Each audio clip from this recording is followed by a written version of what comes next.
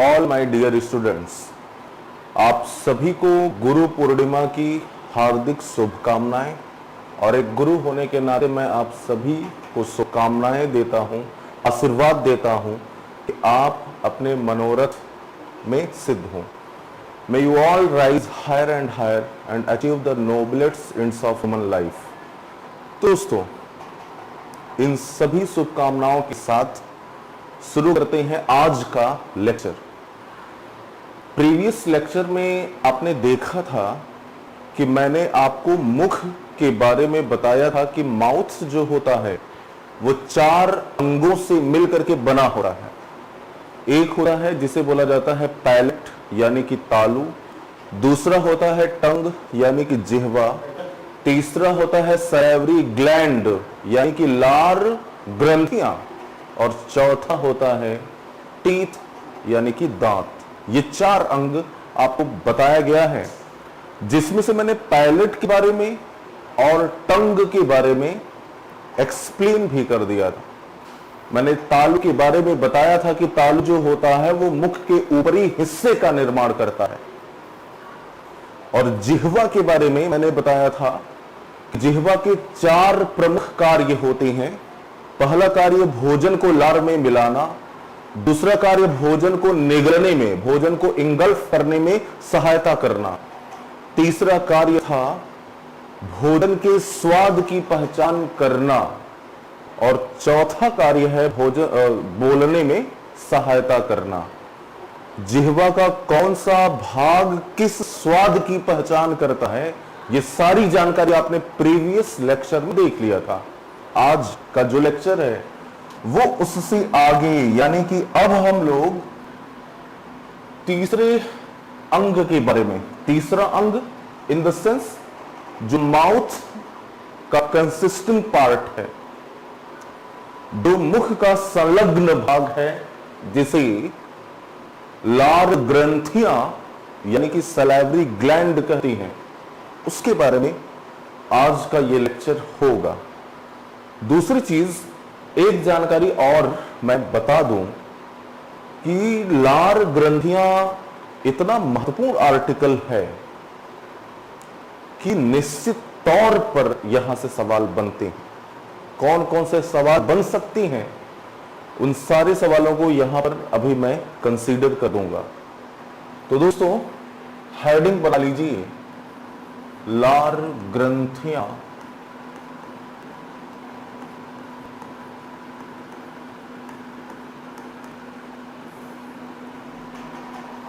जिसे इंग्लिश में बोला जाता है सैलिवरी ग्लैंड्स।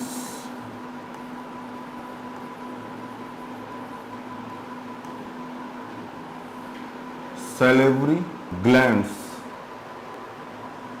और पहला महत्वपूर्ण पॉइंट, मनुष्य में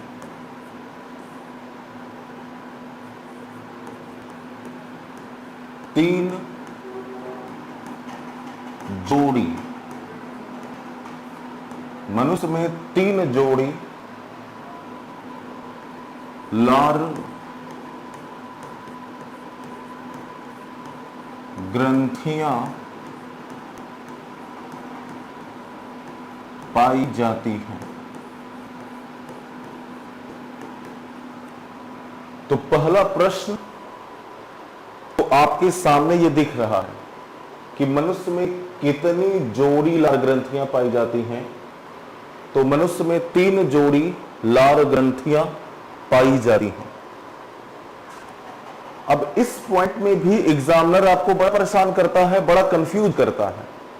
कंफ्यूज करने का मतलब क्या है कि एग्जामिनर जब आपसे सवाल पूछता है कि मनुष्य में कितनी लार ग्रंथियां पाई जाती हैं, तो जैसे ही उसने पहला ऑप्शन 3 लिखा, आप आगे नहीं देखते हो कि आगे क्या लिखा है।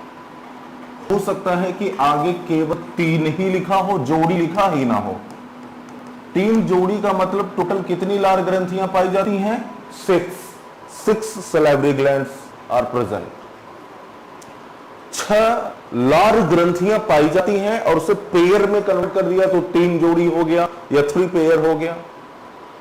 तो कभी कभी स्टूडेंट करते क्या है कि जैसे ही उन्होंने 3 याद किया हुआ है, जैसे ही ऑप्शन उन्होंने 3 देखा, जोड़ी नहीं लिखा था और बस उसको लगा दिया और वो गलत हो गया। तो इन सब बातों पर विशेष ध्यान दे करके पेपर को सॉल्व किया करिए।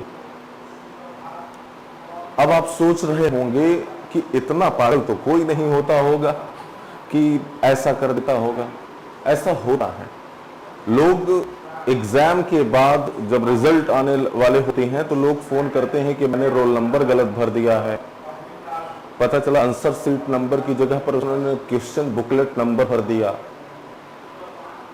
हद तो तब हो जाती है कि जब लोग ये भी बोल देते हैं कि मैंने नाम गलत भर दिया है। तो ऐसा होता है, परेशान मत होइए। एग्जामिनेशन हॉल में प्रेशर इतना ज्यादा होता है कि स्टूडेंट से गलती हो जाती है। प्रेशर मतलब एग्जाम का प्रेशर, सुबह सुबह वाला प्रेशर मत सोचिएगा।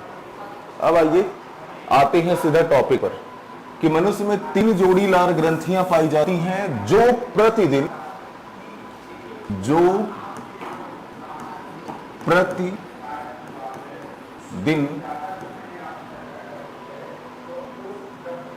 लगभग 1.5 लीटर 1.5 लीटर लार यानी कि सलाइवा का निर्माण करती हैं।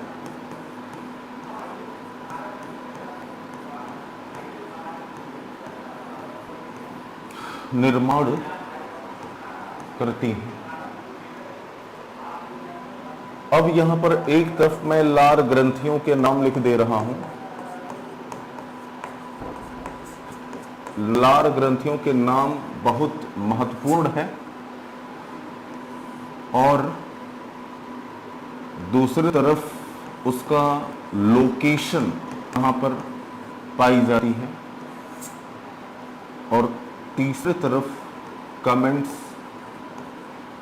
यानी कि उससे जुड़ी हुई कुछ एडिशनल जानकारी अगर हो तो लिखा जा सके। पहला है सब लिंगुअल।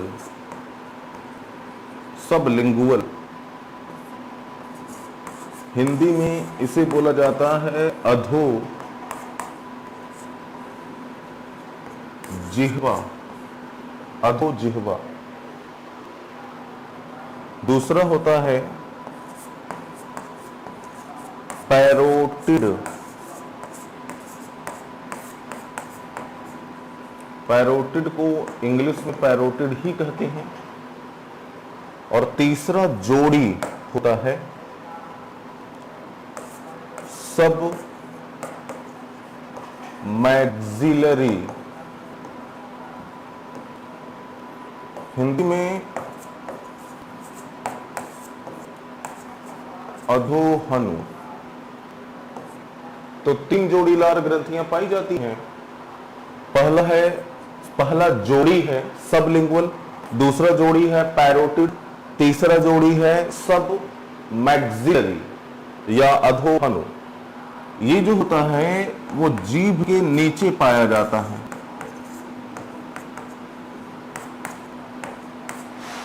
ये जो होता है पैरोटिड जो होता है वो कान के नीचे पाया जाता है और ये जो होता है ये जबड़े में, तीसरा वाला जो पेयर होता है वो जबड़े में धंसा होता है। ये सबसे छोटी लार ग्रंथि है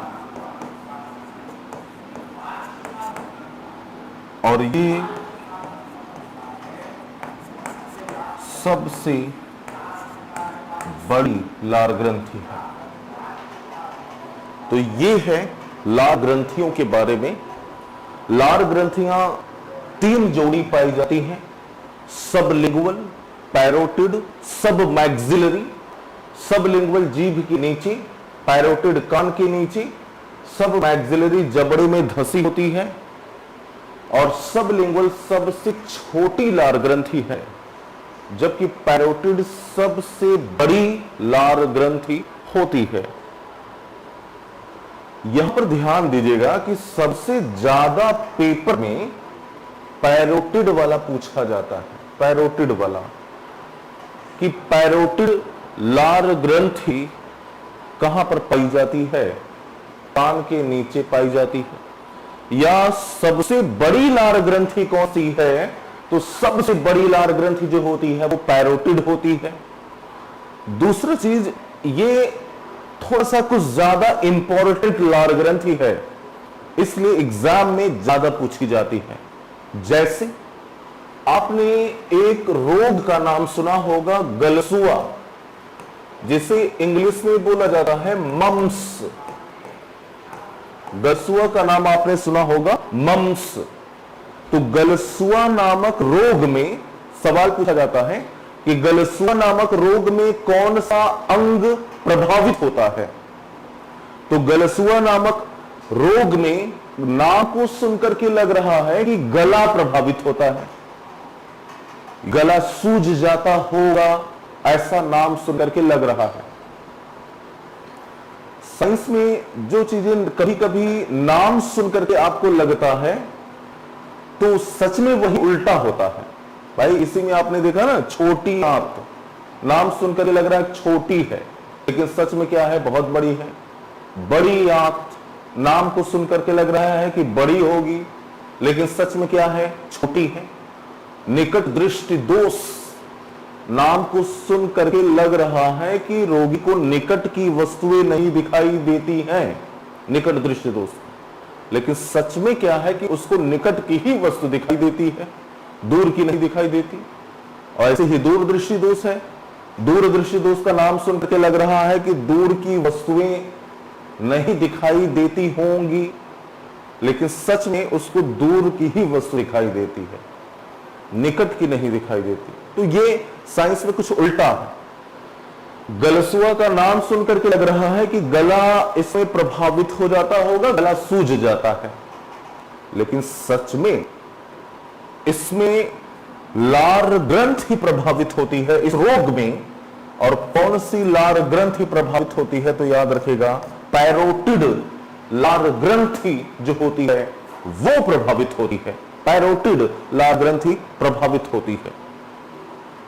अब उम्मीद है कि आपने इसका स्क्रीन शॉट ले लिया होगा। आगे बढ़ेंगे और फिर इसके बारे में और जानकारी प्राप्त करते हैं। तो दोस्तों, नेक्स्ट पेज ये है, लिखेगा भोजन का पाचन। बहुत ही महत्वपूर्ण लाइन है ये।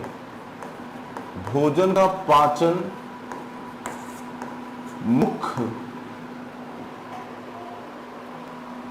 मुख से शुरू हो जाता है।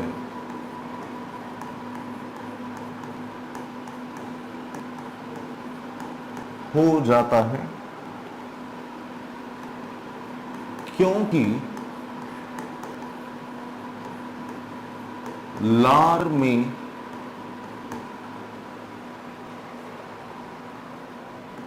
टाइलिन एंजाइम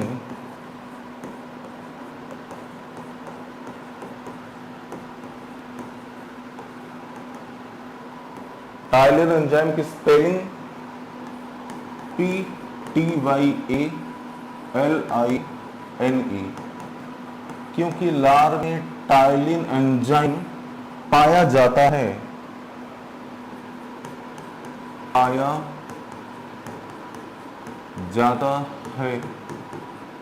जो कार्बोहाइड्रेट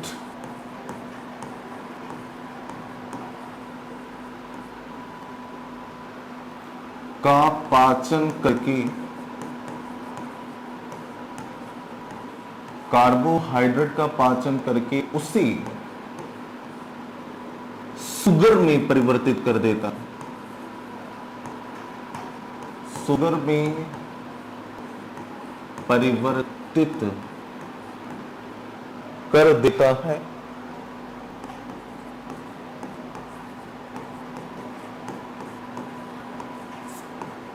यही कारण है कि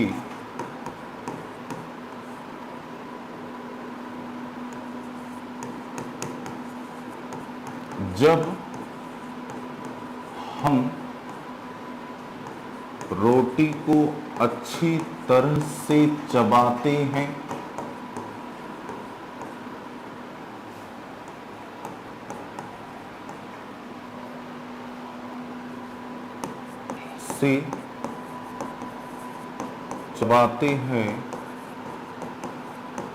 तो रोटी हमें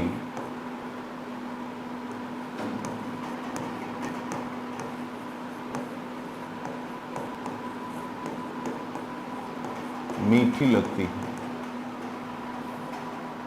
तो पॉइंट क्या है? लार में टाइलिन एंजाइम पाया जाता है। तो एक प्रश्न आपसे ये पूछा जाता है कि टाइलिन एंजाइम किस में पाया जाता है? लार में। या लार में कौन सा एंजाइम पाया जाता है? तो टाइलिन एंजाइम। ये किसका पाचन करता है? कार्बोहाइड्रेट का पाचन करता है। कार्बोहाइड्रेट को पचा करके किस में परिवर्तित करता है? शुगर में परिवर्तित कर देता है। और क्या कारण है कि जब हम रोटी को अच्छी तरह से चबाते हैं तो रोटी हमें मीठी लगती है? क्योंकि जब कार्बोहाइड्रेट को शुगर में परिवर्तित कर दिया जाता है तो शुगर का टेस्ट, शुगर का जो स्वाद होता है वो मीठा होता है। यही कारण है कि रोटी हमें मीठी लगती है। यहां पर हमें का मतलब ये मत समझिएगा कि मुझे, आपको भी। अब यहां पर दो सवाल और एग्जामिनर पूछ सकता है। जैसे आपने ये लिखा कि ये जो कार्बोहाइड्रेट है इसका पाचन कर देता है कौन? तो आपने बताया कि टाइलिन एंजाइम जो होता है वो इसका पाचन करके शुगर में परिवर्तित कर देता है, शुगर में। तो एग्जामिनर कभी कभी आपसे सवाल पूछ लेता है थोड़ा सा डीपली जाकर के कि किस कार्बोहाइड्रेट का पाचन करता है? तो याद रखिएगा स्टार्च का पाचन करता है, स्टार्च का।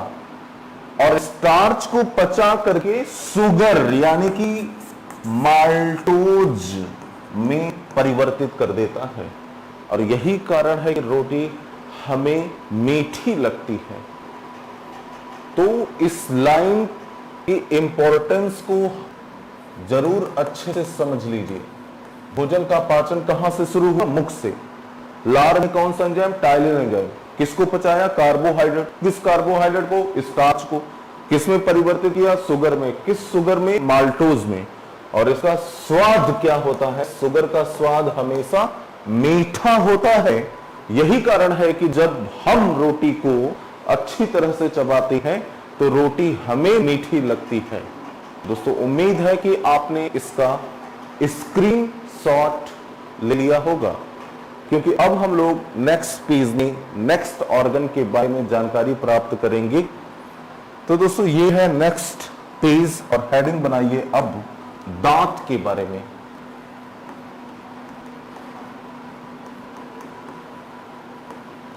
टीथ के बारे में। पहला पॉइंट, स्टडी ऑफ टीथ।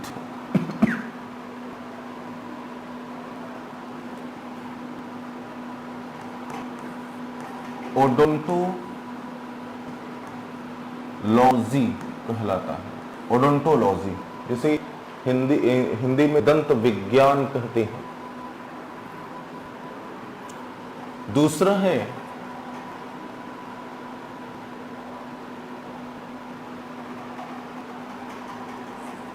दांत का वह भाग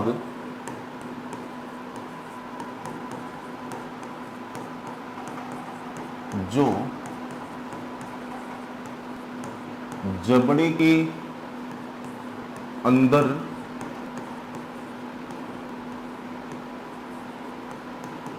धंसा होता है,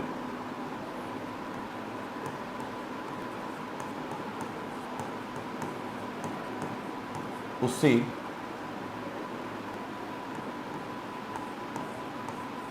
रूट यानी कि जड़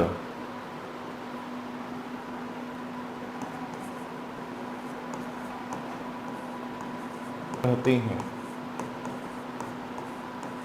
तथा दांत का वह भाग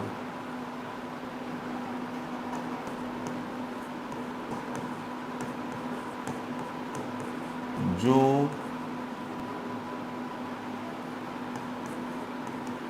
जबड़े के ऊपर होता है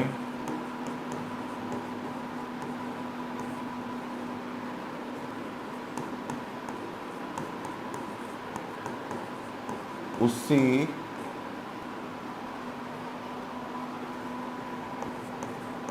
क्राउन कहते हैं। यानी दांत का वह भाग जो जबड़े के अंदर धंसा है उसे रूट, और दांत का वह भाग जो जबड़े के ऊपर होता है उसे क्राउन कहते हैं। कैसे? जैसे मान लीजिए ये है दांत का फिगर, तो दांत का आधा भाग जबड़े के अंदर होता है, आधा भाग जबड़े के अंदर होता है, और दांत का आधा भाग जबड़े के बाहर होता है जो दिखाई दे रहा है। तो दांत का वह भाग जो जबड़े के अंदर होता है उसे बोलती हैं रूट, और दांत का वह भाग जो जबड़े के ऊपर होता है उसे बोला जाता है क्राउन, ताज, हिंदी में ताज कहते हैं। यहां पर ये तो आपके लिए जरूरी है ही कि दांत का वह भाग जो जबड़े के अंदर होता है उसे रूट कहते हैं, दांत का वह भाग जो जबड़े के बाहर होता है उसे क्राउन कहते हैं। लेकिन यहां पर एक बड़ा ही महत्वपूर्ण जानकारी है, वो क्या है उसको समझिए। दांत का जो सबसे आउटर मोस्ट लेयर होता है, दांत का जो सबसे बाह्य परत होता है, दांत की सबसे बाहर वाली परत को दांत का इनेमल कहा जाता है, दांत का इनेमल कहा जाता है।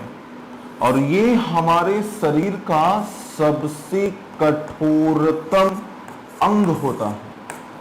Hardest part of our body जो होता है वो इनेमल ऑफ टीथ, दांत का इनेमल होता है। तो आपसे ये सवाल पूछा जाता है कि दांत या मनुष्य के शरीर का सबसे कठोरतम भाग कौन सा है? तो मनुष्य के शरीर का सबसे कठोरतम भाग दांत का इनेमल होता है। और ये सवाल इतनी बार एग्जामिनर पूछ चुका है एग्जाम में कि आपको भले ही इसके बारे में कुछ और जानकारी ना हो, लेकिन आपके दिमाग में बिल्कुल ये बात सेट हो चुकी है, दांत का इनेमल जो होता है वो मनुष्य के शरीर का सबसे कठोरतम भाग होता है। तो क्या हर बार आपसे एग्जामिनर यही सवाल पूछेगा कि चलो बताओ मनुष्य के शरीर का सबसे कठोरतम भाग कौन सा होता है? तो आप लिख देंगे कि दांत का इनेमल, और 1 नंबर आपको मिल गया। एग्जामिनर आपसे सवाल ये भी पूछता है, अभी मैंने सोचा था कि एक लोग का मैं नाम याद करूंगा, नाम याद नहीं है, मैं भूल चुका हूं। उन्होंने कहा कि सर मैं पहली बार आपके चेहरे पर स्माइल देख रही हूं, मुस्कुराते रहा करिए। तब से मुझे लगा कि यार मैं लगता है मुस्कुराता नहीं हूं क्या। तो मैंने अपने सारे वीडियोस देखे, सारे वीडियोस में मुझे लगा कि यार वाकई मैं मतलब मुस्कुराता नहीं हूं। लेकिन उनका नाम मुझे नहीं याद है, जो भी है। मतलब आप ये याद रखिएगा कि ऑफलाइन क्लास को मैं बहुत एंजॉय करता हूँ। मतलब ऑफलाइन क्लास में मैं हंसाता ही रहता हूँ, फिर पढ़ाता भी रहता हूँ। जो लोग मेरी ऑफलाइन क्लास देखे होंगे आप लोगों में से, तो वो जानते होंगे मैं थोड़ा सा स्ट्रेट फॉरवर्ड हूँ, और जो मेरे मन में रहता है वो मैं बोलता रहता हूँ। और क्लास को पढ़ाता रहता हूं और इसी को बच्चे एंजॉय करते हैं, ऐसा बच्चे बताते हैं, बाकी मुझे नहीं पता कि वो एंजॉय करते हैं कि गाली देते हैं। कुछ लोग गाली भी देते हैं कि शाला पढ़ा रहा है कि क्या कर रहा है ये। तो आते हैं सीधा फिर से पॉइंट पर कि आपने ये तो याद कर लिया कि मनुष्य के शरीर का सबसे कठोरतम भाग जो होता है वो दांत का इनेमल होता है। लेकिन आपसे एग्जामिनर ये भी तो पूछ सकता है कि दांत के इनेमल की कठोरता का कारण क्या होता है। What is the reason behind the hardness of enamel of teeth. दांत के इनेमल की कठोरता का कारण क्या होता है, या कौन सा तत्व रिस्पॉन्सिबल होता है for the hardness of enamel of teeth. दांत के इनेमल की कठोरता के लिए कौन सा तत्व रिस्पॉन्सिबल है। तो जब भी ये सवाल पूछा जाता है तो स्टूडेंट पहला ऑप्शन कैल्शियम दिया जाता है, क्योंकि हम लोगों के दिमाग में ये बातें एकदम भरी हुई हैं कि कैल्शियम के कारण ही हमारा दांत कठोर होता है, हमारी हड्डियां कठोर होती हैं, और पहला ऑप्शन कैल्शियम एग्जामिनर देता है तो कैल्शियम लोग लगाते हैं। लेकिन सच में याद रखिएगा कि इसकी कठोरता के लिए फ्लोरीन जिम्मेदार होता है। फ्लोरीन, फ्लोरीन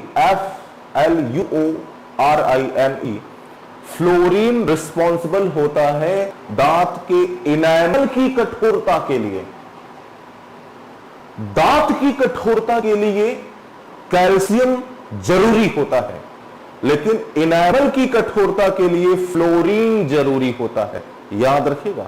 तो नेक्स्ट पॉइंट, इस फिगर का अगर आप स्क्रीनशॉट लेना चाह रहे होंगे तो आप ले सकते हैं, क्योंकि ये फिगर मैं मिटा दूंगा।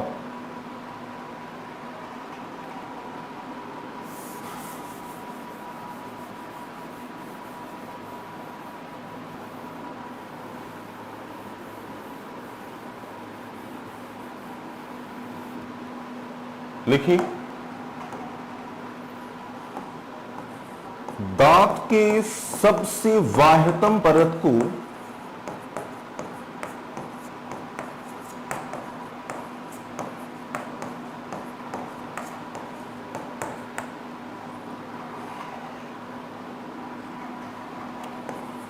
दांत का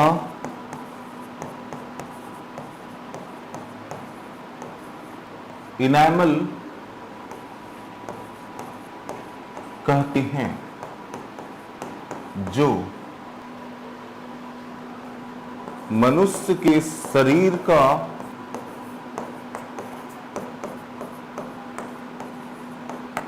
सबसे कठोरतम भाग होता है।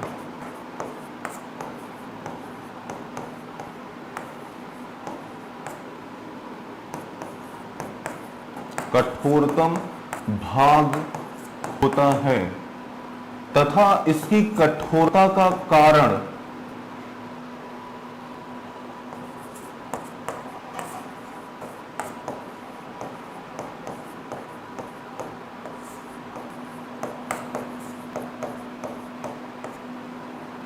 फ्लोरीन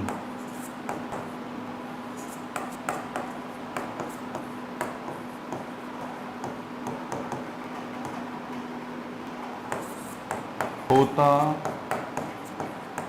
है। तो दोस्तों, इस पेज का आप स्क्रीनशॉट ले लीजिए, क्योंकि इसके बाद हम लोग और भी जानकारी प्राप्त करेंगे। Next page,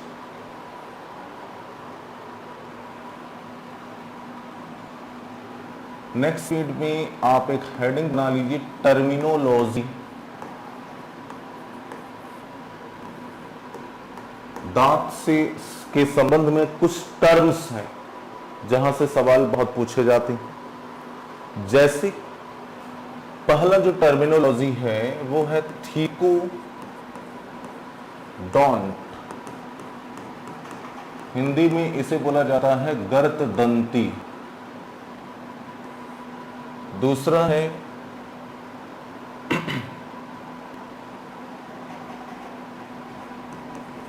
मोनोफियोडोंट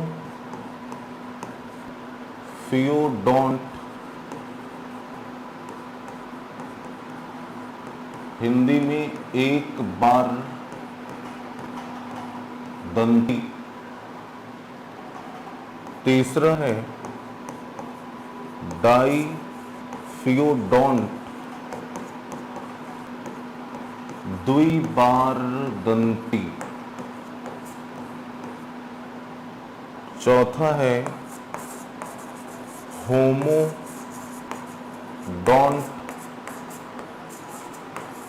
समदंती। पांचवा है हेटेरोडोंट, विषम दंती। इसका मतलब होता है कि वे या जबड़े में धंसे हुए दांत। इसका मतलब है जबड़े में धंसे हुए दांत। इसका मतलब है एक बार निकलने वाले दांत।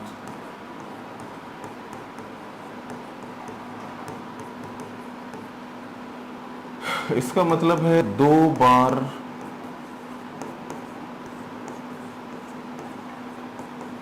निकलने वाले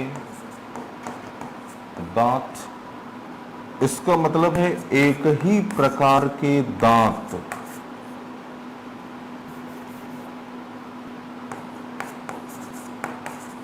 एक ही प्रकार के दांत। और इसका मतलब है विभिन्न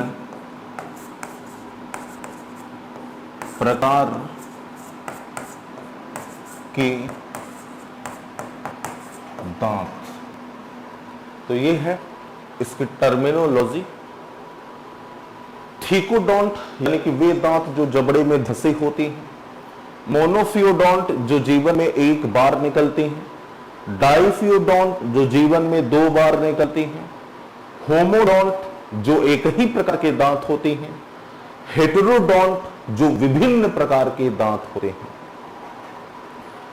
अब ये चीजें आप स्क्रीनशॉट ले चुके होंगे और यहां पर सवाल बड़ा फेमस है कि मनुष्य का दांत निम्नलिखित में से कौन सा दांत होता है? मनुष्य का दांत।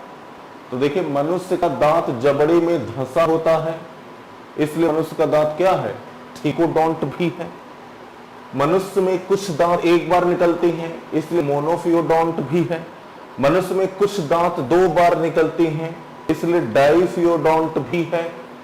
मनुष्य में चार प्रकार के दांत पाए जाते हैं, यानी विभिन्न प्रकार के दांत पाए जाते हैं, इसलिए मनुष्य का दांत हेटेरोडोंट भी होता है। तो मनुष्य का दांत थीकोडोंट, मोनोफियोडोंट, डाइफियोडोंट, हेटेरोडोंट ये चारों होता है। बस समदंती नहीं होता। मनुष्य में एक ही प्रकार के दांत नहीं पाए जाते। कुछ जंतु ऐसे हैं जिसमें केवल एक ही प्रकार के दांत, जैसे गिलहरी है, उन सब में एक ही प्रकार के दांत पाए जाते हैं, वो होमोडोंट होते हैं। समझ पा रहे हैं? तो नेक्स्ट पेज, उम्मीद है कि स्क्रीनशॉट आप ले ही चुके होंगे। नेक्स्ट पेज में आप हेडिंग बना लीजिए, दांत के प्रकार।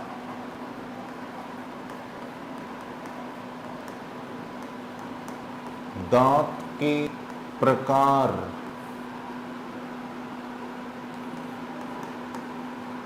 टाइप्स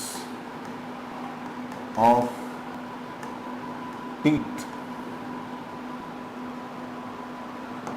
और इसमें एक टेबल बनाइए। दांत के प्रकार,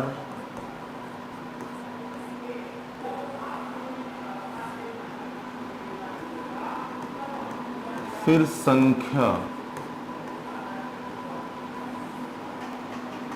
फिर कार्य। महत्वपूर्ण आर्टिकल है ये भी।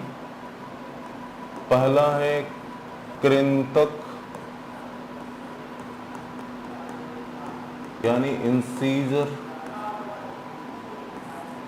दूसरा है रदनक यानी कनाइन, तीसरा है अग्र चवर्णक प्री मोलर, चौथा है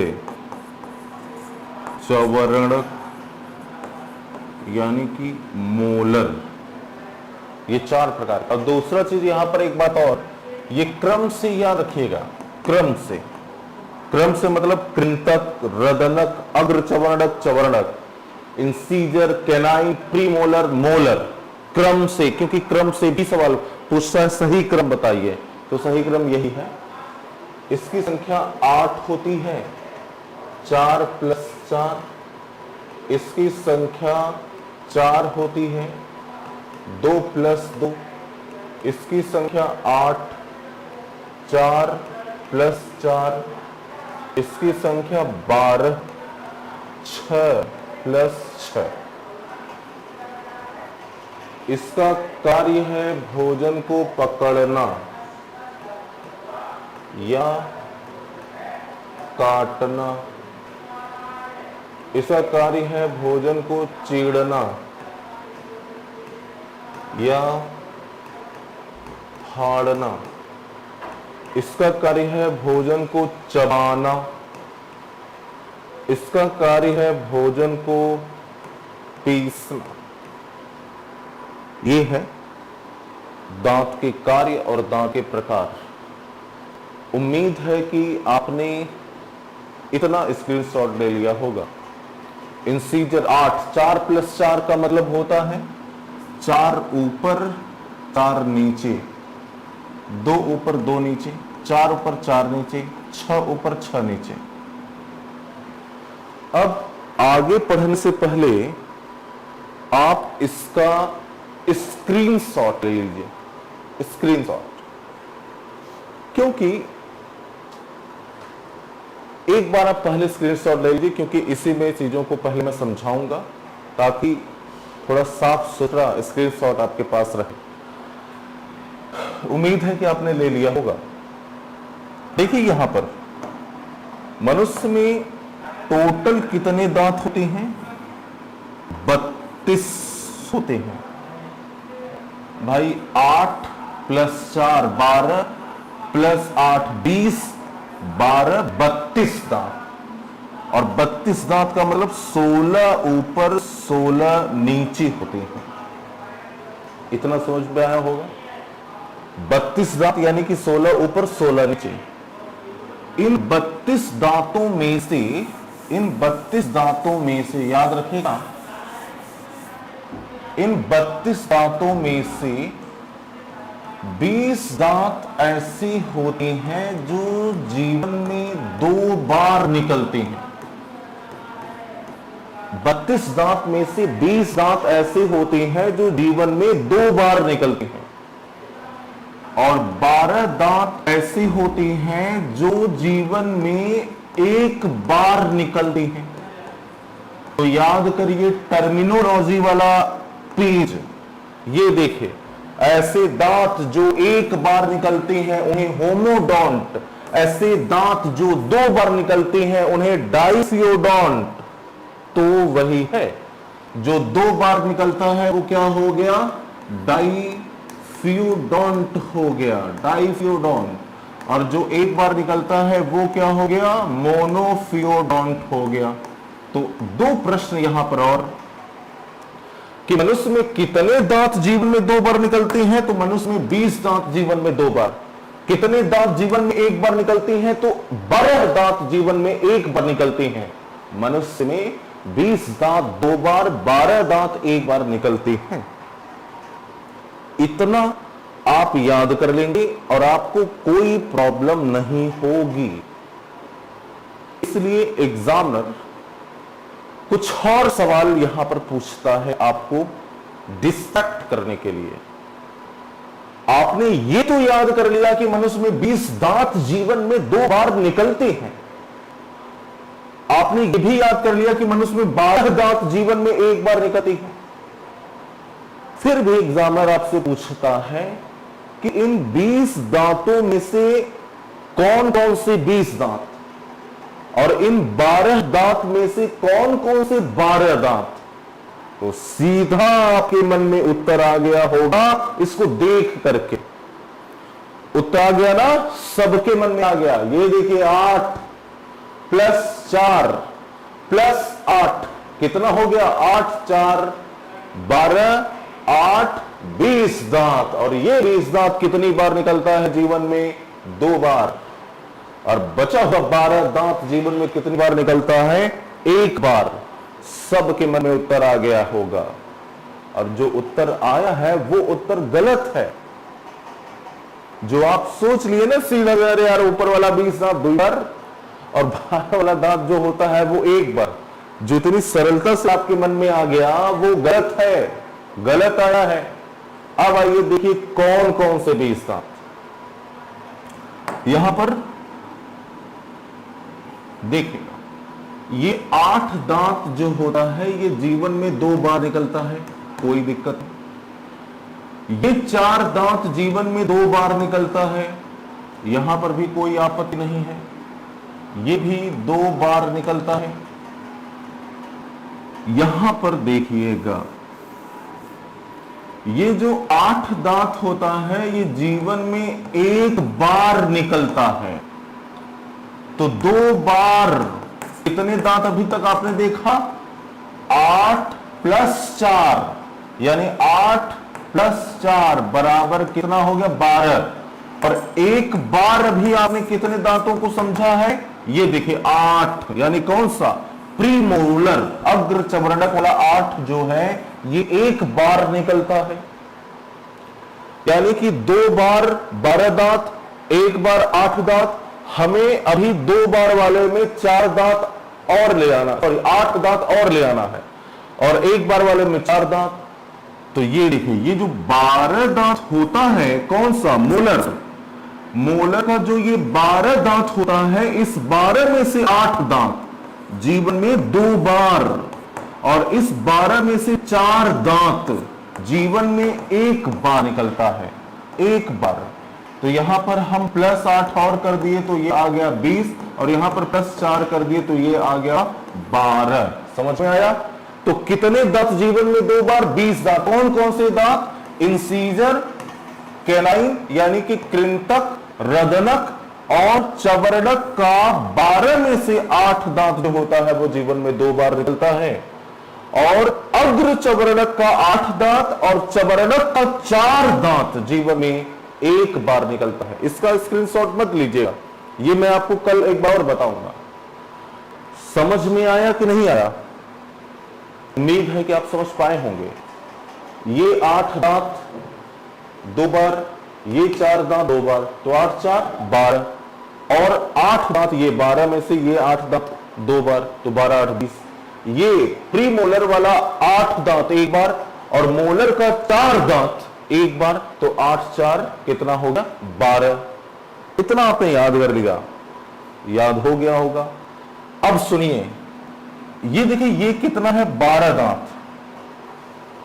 तो ये 12 दांत होता है, एग्जामिनर यहां पर आपसे सवाल पूछता है कि 12 दांत में से 4 दांत जो जीवन में 1 बार निकल रहा है, 4 दांत जो जीवन में 1 बार निकल रहा है, ये कहां से काउंट होगा, आगे से काउंट होगा कि पीछे से काउंट होगा। आगे या पीछे का मतलब जैसे यहां से काउंट करें, यानी ये 4 दांत आगे की ओर है कि पीछे। भाई क्रम से अगर देखा जाए, पता चला कि इसका जो अरेंजमेंट होता होगा कुछ ऐसा होता होगा। ये है 1 2 3 4 5 6 ऊपर, ऐसे ही 1 2 3 4 5 6 नीचे। तो 4 दांत ये आगे से है या पीछे से है या इधर से है या इधर से है। तो यहां पर याद रखेगा कि ये जो 4 दांत होता है ये अंतिम दांत होता है, अंतिम दांत। सबसे लास्ट में एक दांत यहां पर ऊपर की ओर और एक दांत ऊपर की ओर सबसे लास्ट में, फिर ऐसे ही नीचे की ओर सबसे लास्ट में। तो 2 दांत ऊपर 2 दांत नीचे, यानी सबसे अंतिम वाला 2 दांत इधर उधर और फिर सबसे अंतिम वाला ये 2 दांत इधर उधर। ये 4 दांत जो होता है ये जीवन में एक बार निकलता है। समझ में आया होगा? अब दोनों में अंतर सुनिए। ये प्री मोलर कितनी बार निकलता है? एक बार। और मोलर का अंतिम वाला 4 दांत कितनी बार निकलता है? एक बार। ये एक बार निकलता है, ये 12 वर्ष की आयु तक निकल जाता है। लेकिन ये जो 4 दांत सबसे लास्ट वाला है, ऊपर नीचे, 2 ऊपर 2 नीचे, ये लगभग 24 वर्ष की आयु में निकलता है। 24 वर्ष की आयु में। इसलिए इसे बुद्धि के दांत या विजडम टीथ कहा जाता है। तो सवाल पूछा जाता है कि मनुष्य में बुद्धि के दांतों की संख्या कितनी है? 4, 2 ऊपर 2 नीचे। और कौन सा बुद्धि का दांत होता है? तो चवर्णक का 4 दांत लास्ट में, 2 ऊपर 2 नीचे वाला, यही बुद्धि का दांत होता है। और ये लगभग 24 वर्ष की आयु में निकलता है। तो दोस्तों, इसी को एक बार कल से हम लोग फिर पढ़ेंगे। 2-3 मिनट में जल्दी से पढ़ करके फिर चीजों को लिखना शुरू करेंगे। तो कैसा लगा जरूर बताइए कमेंट के माध्यम से। समझ में आया कि नहीं आया? और कमेंट जरूर किया करिए। आप सभी लोग कमेंट करके बताया करिए कि क्लासेस कैसी लगे। स्पेशली मेरे में अगर आप नहीं करते हैं तो सबके लिए तो मैं नहीं कहूँगा। बाकी मुझे थोड़ा सा अच्छा लगता है कि आपको कहीं प्रॉब्लम तो नहीं, मतलब प्रॉब्लम हो तो उसे मैं सॉल्व कर सकूं, ये मुझे अच्छा लगता है। तो अगर आपको कोई पॉइंट में समस्या होती हो तो आप उसको बता दिया करिए। और अगर नहीं भी समस्या है तो भी बता दीजिए कि हाँ सर सब कुछ ओके है। तो इसी के साथ आज की क्लास रोकते हैं। Thank you so much, thanks a lot और have a good day. Thanks.